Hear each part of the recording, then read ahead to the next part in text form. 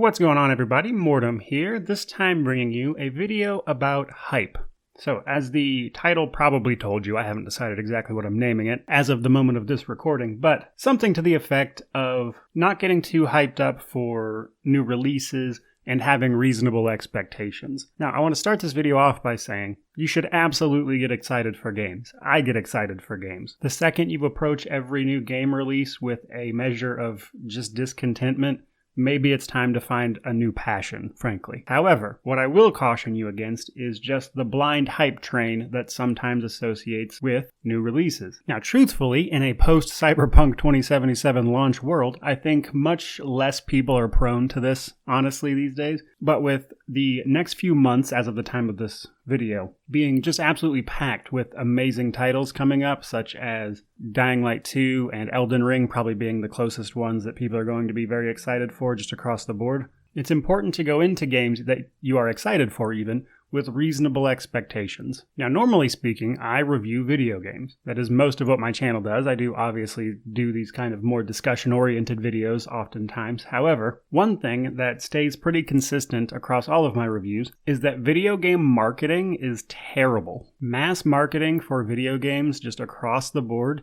tends to be absolute garbage, and sometimes just flat out not representative of the game you are actually getting. Because marketing tends to be very flashy and trying to draw people in, it tends to focus on things that are not representative of the game you're actually getting. And this is honestly a topic that I have spoken a bit more at length about in other videos, but ultimately, the point of marketing is to sell you something. And another thing to keep in mind, more so with big releases. In smaller companies, the people more involved with the marketing are often at least on the development team, or at least much closer to development. However, in larger companies, it's very important to understand that especially companies that are going through a publisher, etc., the marketing team and the game development team are not the same people a lot of the time. And you'll find that those two teams have very different goals. The game development team, their goal often is, of course, to make a great game that people enjoy. The marketing team's goal is to sell you something. Problem is that the marketing tends to set the expectations for the actual game itself. To take a very recent example that isn't Cyberpunk 2077,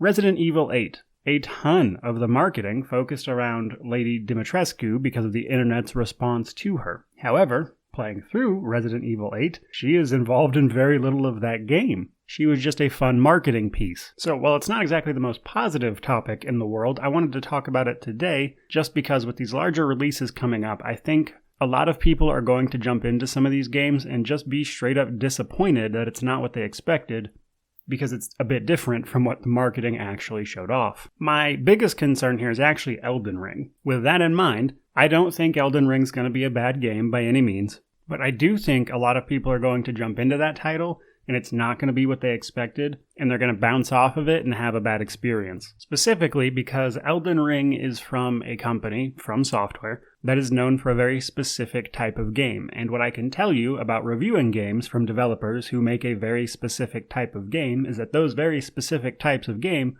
aren't for everyone. And when you have marketing and anticipation around a title like Elden Ring, for a game like that, I think people set themselves up for disappointment. Now, again, I am not in any way saying Elden Ring will be a bad game. I would be incredibly surprised if it was a bad game. I imagine it's actually going to be very good. That said, it looks like From Software is basically taking the very specific type of game they are known for and applying it to an open world setting. But nonetheless, because of all these things, I wanted to make this video talking a bit about, again, just reasonable expectations. Because me personally, I want people to be excited for the games they buy. I want them to enjoy the games that they spend their money on. So with all of these games coming up, not even just the specific ones mentioned here, there's a ton of games releasing in the next couple of months. Before you spend your money on them, do some of your own research, dig into it, look up development commentaries, like all the stuff that you can find. Maybe wait for some actual reviews, see some real gameplay. Try to get an understanding of what these titles are before you buy them, so you can at least attempt to avoid some of the hassle. Now, I did want to end this on one particular note. Oftentimes you'll see mentioned here and there that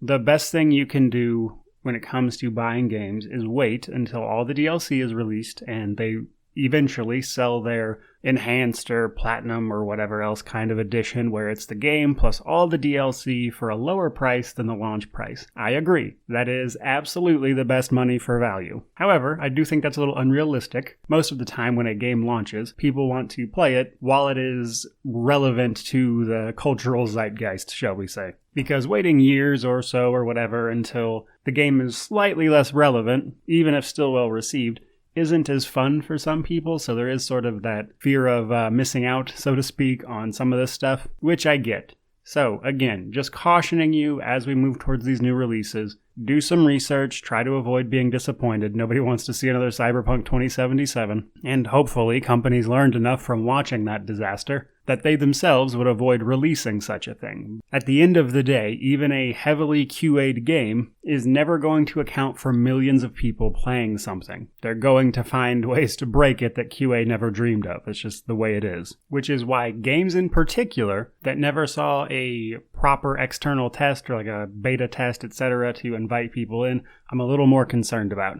Now, Elden Ring did have a little bit of that, so hopefully they got their testing in that they needed. But more than anything, if you take anything away from this video, I'm not trying to be negative, I'm just saying be cautious. I'm excited as much as anybody else when it comes to a lot of these titles, and I think it's important to always steel yourself with reasonable expectations, especially given the state of many a game release these days. So, there you go guys, hope you enjoyed the video. If you did, please remember to like, comment, subscribe, all that YouTube jazz. But regardless of any of that, truly, thank you so much for watching. May you wander in wisdom and have an amazing day.